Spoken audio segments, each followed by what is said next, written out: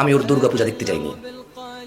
মানে এটা একটা আল্লাহ, এই যেটা মাটি এটা আল্লাহ, এটা সন্তান দেয়, রিজিক দেয়, এটা এভাবে আমি ওটা দেখতে যাইনি। আমার রবের সাথে শিরিক হচ্ছে, ওটা আমি আনন্দ খাই। আমি ছাগলের গোস্ত খেতে যাইনি। ও আমার বন্ধু, আমার প্রতিবেশী, ওর হক আছে আমার উপর, আমার হক আছে ওর উপর। ও আমাকে দেখে বলে, জামশেদ কেমন আছিস?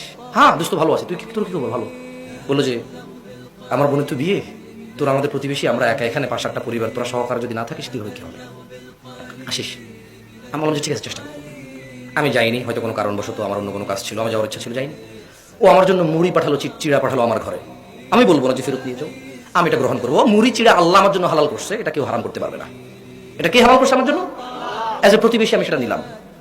কিন্তু আমি যাইনি। আমার মানে আল্লাহ যিনি আরশে আযীমের উপর সমাসীন, মানে এভাবে মাটি দিয়ে কেউ, গরু দিয়ে, ছাগল দিয়ে কেউ বললো, এটাকে শ্রদ্ধা করলো, আমি ওখানে দেখতে গেলাম ছাগল গোস্ত খাইতে, আমি ওরকম মুসলিম হইনি।